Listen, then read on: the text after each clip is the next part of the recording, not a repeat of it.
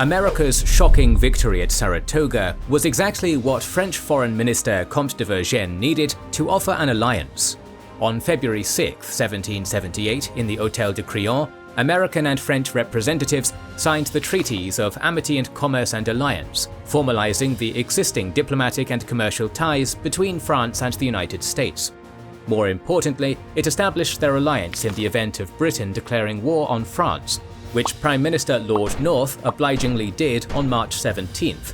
What had begun as an imperial dispute over taxes was now a global war. Most of that globe is in fact water, and in the modern era, control of the oceans became a decisive advantage, one that you too can now seize with our sponsor for this video, World of Warships Legends.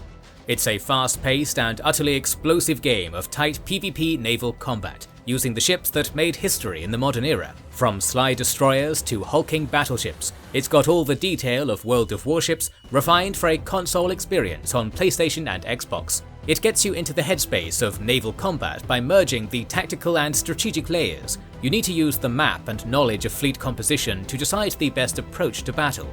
But then you also need skill, experience, and nerve to actually clutch the fights you need to win as you burn and blast your way to dominance. The big news is that there is a brand new mobile version of World of Warships Legends with a UI tailor-made, nay sailor-made, for touchscreen devices. It's the full game with crossplay with the console versions, and best of all, it's absolutely free.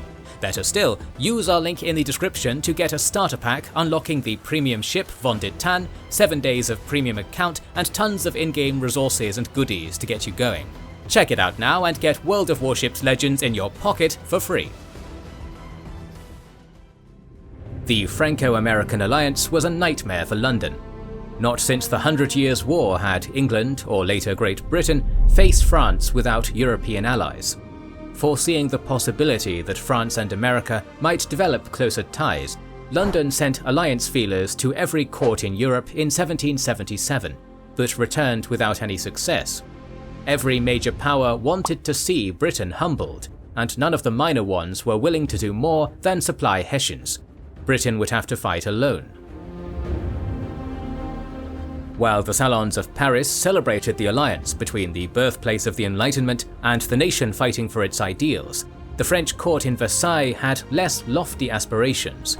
While it fully intended to honor the commitments it had made to aid the Continental Army, American independence was not what France was actually fighting for. Rather, King Louis XVI intended to avenge and undo France's defeat and humiliation in 1763. An ideal outcome for France would be the full restoration of its 1704 colonial empire, but the realistic goal was to weaken Britain's position in India and Africa and gain as many Caribbean sugar islands as possible. France was not the only nation with a vendetta against Britain. Spain also burned to avenge the loss of Minorca and Gibraltar in 1704 and Florida in 1763, but was more circumspect. It was already engaged in a colonial war with Portugal and wasn't about to join in the American Revolution without proper preparations. Moreover, the Spanish king, Charles III, was also concerned about Spain's colonies in South America getting ideas from the United States and rebelling against him. Since the start of hostilities, Spain had been overtly supplying the Americans, first by opening Havana to American merchants, then by supporting the Rodriguez Hoteliers and Company operation, and finally by moving supplies up the Mississippi River to American traders. However, this was all the assistance it was prepared to offer. Even after entering the war under the Treaty of Aranjuez, Spain never fought alongside the Americans. Spain's priority was capturing the British fortress of Gibraltar, which sat right at their doorstep on the south coast of the Iberian Peninsula. While most of the Spanish military was devoted to that campaign, Spain still directed resources to the Caribbean theater. A campaign to reconquer Florida was launched from New Orleans, while paranoia of another British invasion of Cuba or Central America kept Spain's Caribbean forces on the defensive. France's strategy, meanwhile, depended on their rebuilt navy. Their defeat in the 7 Years' War had spurred not only an expansion of the French fleet, but also updates to their naval technology. Improvements and standardization of ship designs made construction and repair easier, with new masts and rigging designs making them faster and more maneuverable.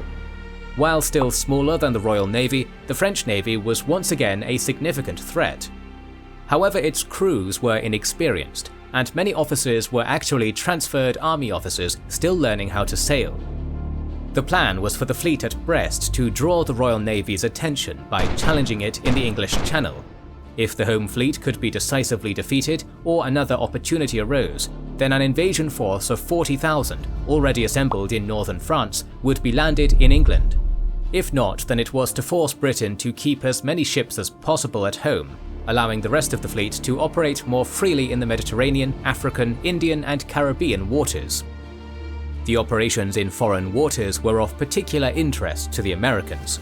The Continental Navy had attempted to widen the war through raids throughout the Caribbean, Canadian coast, and most famously, John Paul Jones's raids on Britain, but couldn't do enough damage to draw British strength away from America. Meanwhile, the entry of French naval power into the war forced Britain to rethink its naval strategy. Transporting, supplying, and reinforcing the American army had required most of its ships and personnel, leaving many squadrons and naval garrisons under strength. Worse, victory had caused complacency. While Royal Navy officers and sailors remained highly trained and aggressive, their ships had not kept up. There'd been no need to replace ships post-war, and much of the fleet was over 20 years old and outdated. Consequently, the First Lord of the Admiralty, Lord Sandwich, recommended the withdrawal of naval forces from America to Europe, for there weren't enough ships in Europe to effectively blockade the French and protect home waters. The Caribbean squadrons would be reinforced, with only the bare minimum of ships left in New York to keep supply lines open. Lord North only partially agreed to the plan. Lord Sandwich was allowed to withdraw forces from North America to reinforce the Caribbean and Europe, but not to his proposed extent. North had not given up on offensive operations against the colonies. Instead, he intended to change focus, which would require significant naval resources. The northern colonies had proven to be hard targets, but the southern colonies looked soft. Sparsely defended and populated, the southern colonies were considered hotbeds of loyalist activity, thanks to a high number of plantation owners tied to the British aristocracy. Thus, Britain would shift focus to reclaiming the south.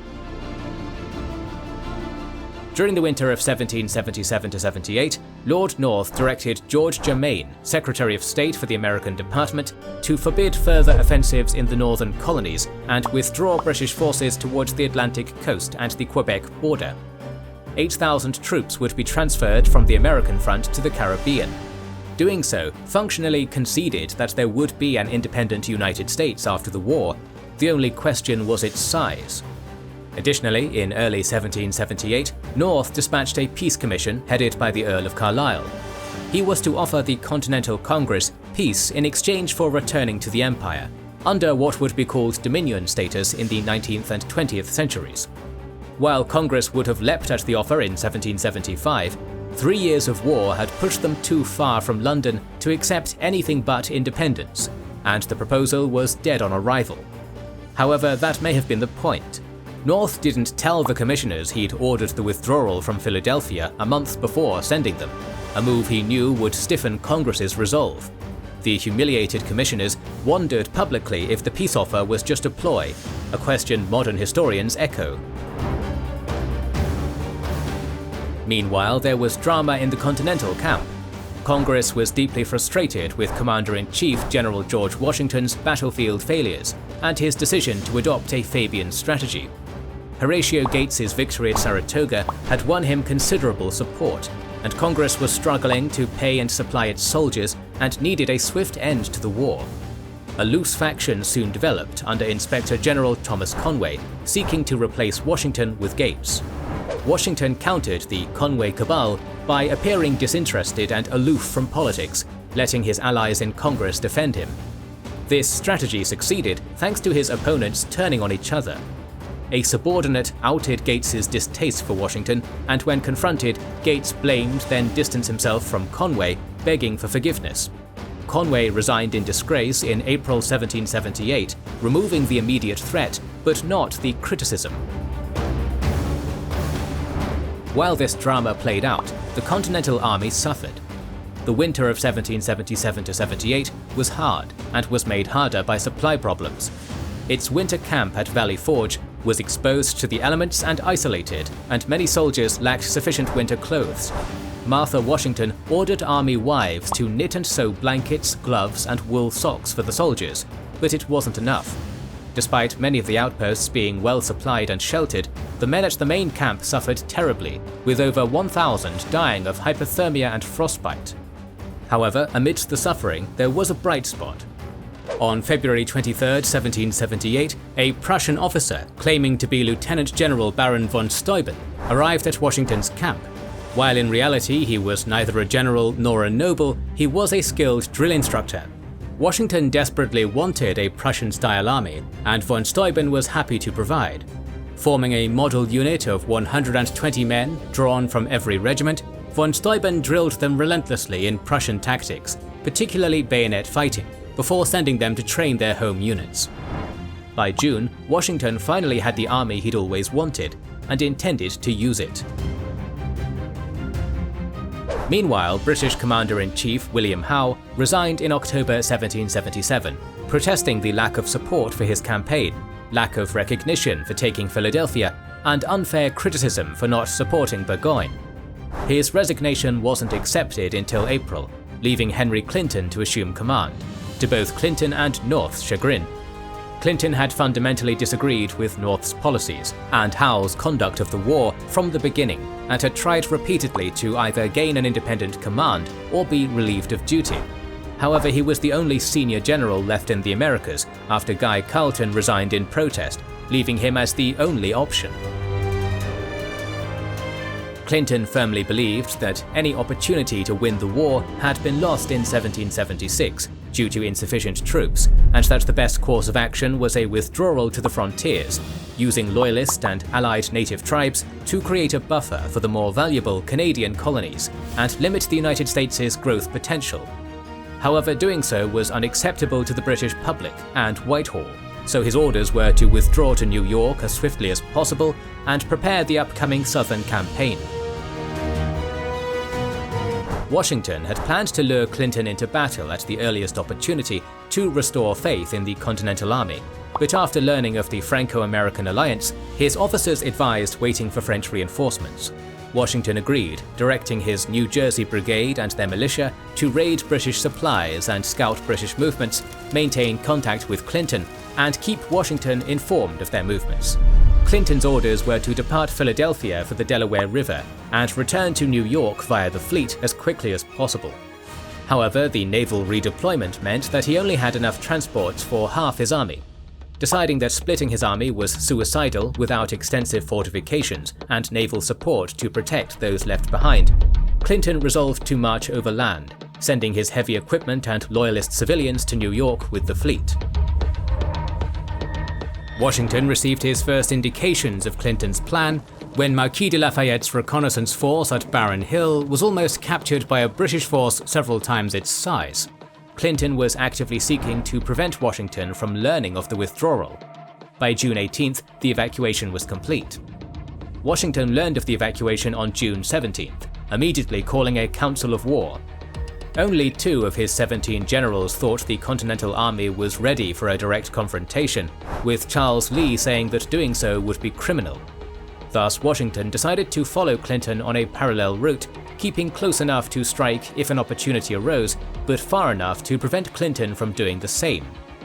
The New Jersey contingent was reinforced by Daniel Morgan's riflemen, and orders to make Clinton's march as unpleasant as possible. On June 24th, the militia reported that Clinton's march was slowing, but they weren't responsible for this turn of events. Clinton seemed to be lingering in New Jersey to provoke Washington to attack. That night, at another council of war, Washington's generals again advised against a direct confrontation, though his more aggressive generals advocated for a limited action against the British rearguard. Eager to expunge the previous year's defeats, Washington agreed and dispatched Lafayette the next morning. Lafayette was overly eager to fight and raced ahead of his supplies and the rest of the army, almost catching the entire British army before Washington recalled him. Lee was sent to Englishtown with reinforcements to take over command of the vanguard, now 4,500 strong. Washington gave orders to engage the British at the best opportunity, but left no battle plan since he didn't know when or where that would be. Lee decided to wait for Clinton to move first, hoping that his line would string out and allow him to pick off a significant group of stragglers in the June heat. Clinton deployed the Loyalist Queen's Ranger Company to screen his rear, as he moved from camp near Monmouth Courthouse on the 28th. At 0800, militia scouts began skirmishing with the Rangers. Lee's troops arrived in time to watch the Rangers withdraw, and waited for the whole vanguard to arrive before crossing the bridges to pursue. Finally advancing along the Englishtown road, Lee attempted to envelop the British rearguard just past Monmouth, believing them only 2,000 strong. The British withdrew to the northeast as their dragoons tried to delay the Continental advance. Lee and Lafayette were moving up to the Middletown Road to engage, but Lee neglected to inform his other officers of the plan or maintain contact with them. As such, when British reinforcements arrived to help the rearguard, the other columns pulled back to defensive positions in the woods. When his staff reported losing contact with their other units, Lee realized his plan was ruined. As the contact was reported, Clinton ordered Charles Cornwallis to return to Monmouth in force, not just to relieve the rearguard, but to destroy the Continental vanguard. Realizing the situation, Lee ordered a retreat to the west, which was only barely carried out after the staff officers desperately searched for the lost units. After reaching Courthouse, Lee began to unravel.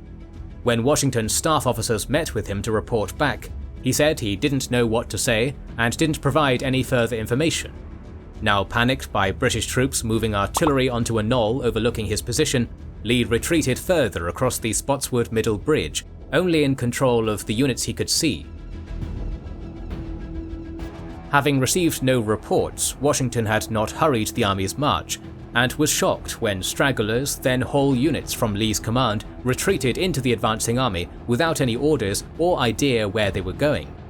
Washington rode forward to find Lee struggling to organize a defensive line along the bridge. A furious confrontation followed, during which Washington rebuked Lee for losing control of his men and failing to give battle before riding off to personally organize the defense, leaving a confused Lee where he found him. Meanwhile, Cornwallis had pursued, with Clinton following, and his leading grenadier and guard units began engaging the Continental vanguard at 1300. By 1330, the Continentals had successfully withdrawn all troops and artillery to Washington's line on Perrines Hill. There they repelled a series of attacks before both sides settled into a 2-hour-long artillery duel. During the duel, more men fell to the heat than enemy fire, including William Hayes, whose wife Mary took over his gun position, becoming the nucleus of the legend of Molly Pitcher. By 1600, Nathaniel Greene had managed to flank the British left with his artillery, forcing Clinton to begin withdrawing. Washington ordered the army forward, engaging and pushing back the units guarding the retreat. Clinton ordered a phased withdrawal, but his orders were misunderstood, and the whole army began falling back. British counterattacks slowed but didn't stop the Continental advance before nightfall. Washington intended to continue the battle the next day, but Clinton would withdraw during the night and make it safely to Sandy Hook, withdrawing into New York by July 6th. In purely military terms, the battle at Monmouth Courthouse was indecisive and pointless, with Clinton completing his withdrawal as if the battle hadn't happened. Casualty figures are unclear due to heat casualties, and Clinton deliberately misreporting his losses to make it look like a great victory. But historians believe the maximum casualties for the Continental Army were 500 total to the British 1100. However, in the grand strategic view, Monmouth was a tremendous American victory. Clinton would never re-challenge Washington, and the Continental Army had at last proved that it could hold the field against the British. More importantly, Washington's leadership during the battle and Lee's subsequent court-martial removed the last challenge to his position. His critics silenced, Washington began building a ring of fortifications to contain Clinton in New York, with the linchpin being Tadeusz Kosciuszko's masterpiece at West Point. Meanwhile, back in April, the French had dispatched Comte d'Estaing with 12 ships of the line and 4,000 troops to America. after confused orders prevented a British intercept near Gibraltar, D'Estaing arrived at Sandy Hook on July 11th, missing his chance to trap Clinton. Sandbars convinced D'Estaing not to attack New York, to Clinton's relief, so instead he and Washington agreed to move against Newport, Rhode Island. Captured in 1776, Newport had served not only as a supply base for New York, but as a staging ground for devastating raids in Connecticut and Massachusetts. General John Sullivan had been unable to recapture Newport due to a lack of soldiers and supplies. With Clinton contained and D'Estaing en route, Washington sent Sullivan reinforcements under Greene and Lafayette. D'Estaing left New York on July 22nd, pursued by 9 ships of the line under Admiral Richard Howe. Arriving off Rhode Island on the 29th, D'Estaing and Sullivan planned to land the French troops, blockade the harbour, and then besiege the British garrison. Instead, Howe arrived on August 9th, and D'Estaing reloaded his troops and sailed out to seek Howe for battle on the 10th. However, a storm scattered and damaged both fleets. D'Estaing's fleet didn't reassemble until August 20th, at which time it was clear he had to return to Boston for repairs. Sullivan maintained his siege lines, hoping D'Estaing would return in time to launch an attack. However, by the 28th, he realized that staying was pointless and prepared to withdraw. The British attempted to capitalize, but suffered heavy casualties in ineffective frontal attacks. The Battle of Rhode Island was the last major engagement in the Northern Theatre, with the British abandoning Newport in October 1779 to free up troops for the Southern campaign. Peace had come for the North, but not the West. The American frontier had always been a perilous place, but the Revolution brought new danger. While initially reluctant to involve the indigenous tribes, by 1777 the British were actively arming friendly tribes and launching them against American settlements. This led to severe retaliation against indigenous communities perpetrated by American colonials. Following the Saratoga campaign, the British-aligned Iroquois tribes who left the Confederation had been attacking American farming settlements in upper New York and Pennsylvania. Using Fort Niagara as a staging ground, the Mohawk and Seneca launched numerous devastating raids and massacres alongside Loyalist John Butler's Rangers and smaller native contingents, with the worst occurring in Wyoming and Cherry Valleys. While militia and Continental forces burned native villages in revenge, by 1779, the damage done to Continental food supplies demanded a larger response. Washington was determined to end the native threat permanently, but tracking and destroying the war parties in the wilderness was prohibitively difficult. Instead, General Sullivan and 3,200 troops would march from eastern Pennsylvania into Iroquois territory, while another column moved up the Mohawk in a scorched earth campaign, destroying the raiders' supply lines and safe havens, before converging and taking Fort Niagara. At least 40 primarily Seneca villages were burned, and 5,000 indigenous peoples were displaced. However, the difficult terrain and skirmishing against native war parties prevented the planned attack on Niagara. Despite the devastation of the Iroquois heartland, raids would continue until the end of the war. Further south, Kentucky had been opened to settlement by the Treaty of Fort Stanwix in 1768, but the Shawnee had disputed the treaty, resulting in a low-level but persistent war between them and Virginian settlers. Beginning in 1777, the British at Fort Detroit began supporting the Shawnee, aiming to drive out the Virginians. In response, Virginia's governor, Patrick Henry, dispatched about 200 militia rangers under Lieutenant Colonel George Rogers Clark, later remembered as the Long Knives, to counter the threat. Clark planned to take the formerly French settlements in Illinois to use as bases to attack Detroit. Setting out from Kentucky on June 24, 1778, Clark traveled down the Ohio River before marching overland to Vincennes, taking the undefended Fort Sackville bloodlessly. The French-speaking population was won over by news of the Franco-American alliance and agreed to swear loyalty to Virginia. The other towns in the region quickly followed suit. Hearing of the fall, the British moved out of Fort Detroit in August. Initially only 175 soldiers and militia, the British expedition drew in volunteers and native warriors as it advanced. Arriving at Vincennes 500 strong, the local French population immediately switched allegiance. Most of the militia then dispersed, leaving only 90 to garrison the retaken Sackville. Clark moved from Kaskaskia to recapture Vincennes on February 6, 1779, with 170 men. He reached the fort on February 23rd, forcing its surrender on the 25th. While Clark never had the manpower or supplies to threaten Detroit, the British would never challenge American control in Illinois, functionally conceding the western frontier. To continue following this series as the young United States of America grows ever closer to winning her freedom, make sure you are subscribed and have pressed the bell button. Please consider liking, commenting and sharing, it helps immensely.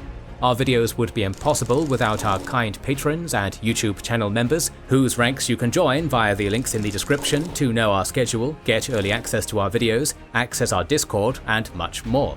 This is the Kings and Generals channel, and we will catch you on the next one.